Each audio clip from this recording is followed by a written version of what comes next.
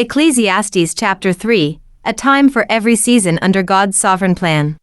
Ecclesiastes chapter 3 is one of the most memorable passages in Scripture, offering a poetic reflection on time, human limitation, and the overarching rule of God.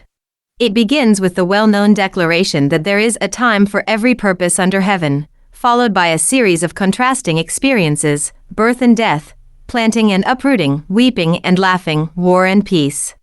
These pairings capture the full range of human life, reminding the reader that existence is not defined by a single emotion or circumstance, but by a succession of seasons. Each moment, whether joyful or painful, has its place within a larger design. This opening section emphasizes that life is not random or chaotic, even when it feels that way. The changing seasons of human experience unfold according to a pattern that is ultimately governed by God. This includes not only the moments people welcome, but also those they would rather avoid. Such a perspective challenges the desire to control every outcome and instead calls for trust in a wisdom greater than human understanding. It suggests that meaning is not always found in the moment itself, but in how each moment fits into a broader purpose. The chapter then turns to the limits of human effort. The familiar question arises again: what lasting gain comes from all human labor? While effort and achievement have their place, they cannot produce ultimate fulfillment. Yet alongside this observation comes a profound insight: God has made everything beautiful in its time and has placed a sense of eternity within the human heart. This means that people instinctively long for something beyond the temporary cycles of life. There is an awareness, however faint, that life is meant to connect with something enduring. At the same time, human beings cannot fully comprehend the entirety of God's work from beginning to end. This tension, between longing for eternity and being unable to grasp it, defines much of the human experience. In response to this limitation, the chapter offers a practical and grounded perspective. People should find joy in their daily lives, in their work, and in simple pleasures such as eating and drinking. These are described not as ultimate goals, but as gifts. When life is received in this way, even ordinary moments take on significance. Joy is no longer something to be forced or manufactured, but something to be recognized and embraced with gratitude. This outlook does not ignore life's difficulties, but it affirms that goodness can still be found within them. The focus then shifts to the enduring nature of God's actions.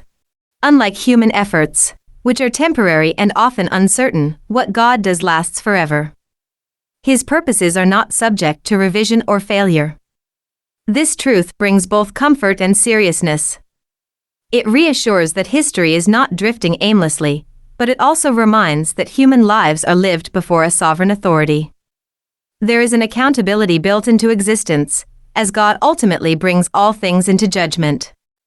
This theme becomes especially important when the writer considers the problem of injustice.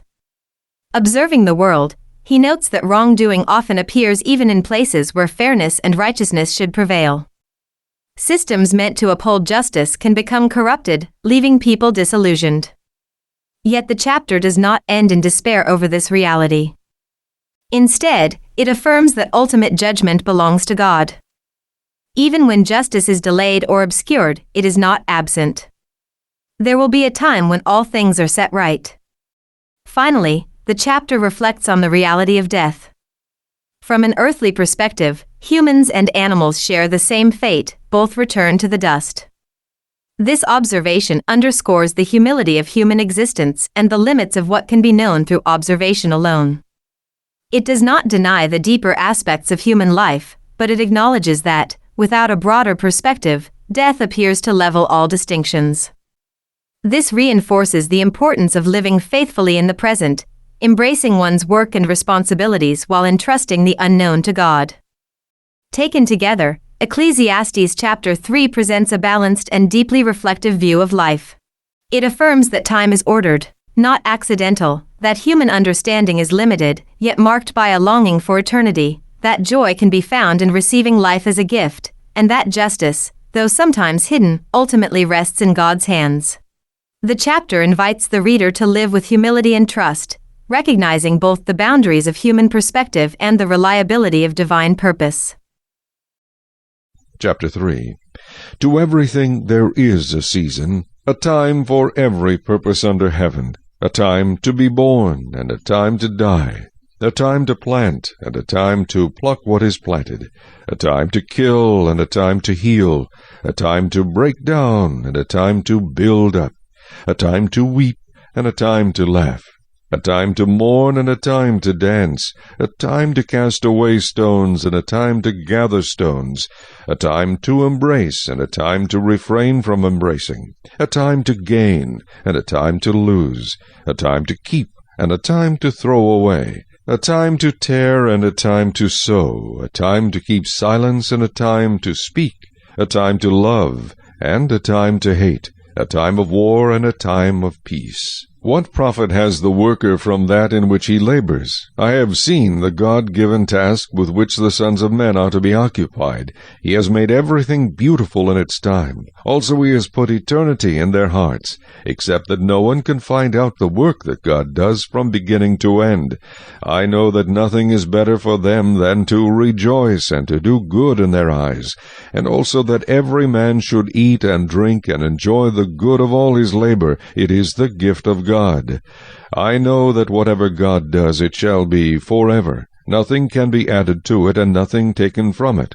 God does it, that men should fear before him. That which is has already been, and what is to be has already been, and God requires an account of what is past. Moreover, I saw under the sun, in the place of judgment, wickedness was there, and in the place of righteousness, iniquity was there. I said in my heart, God shall judge the righteous and the wicked, for there is a time there for every purpose and for every work. I said in my heart, concerning the condition of the sons of men, God tests them, that they may see that they themselves are like animals. For what happens to the sons of men also happens to animals. One thing befalls them. As one dies, so dies the other. Surely they all have one breath. Man has no advantage over animals, for all is vanity. All go to one place, all are from the dust, and all return to dust. Who knows the spirit of the sons of men, which goes upward, and the spirit of the animal, which goes down to the earth? So I perceive that nothing is better than that a man should rejoice in his own works, for that is his heritage. For who can bring him to see what will happen after him?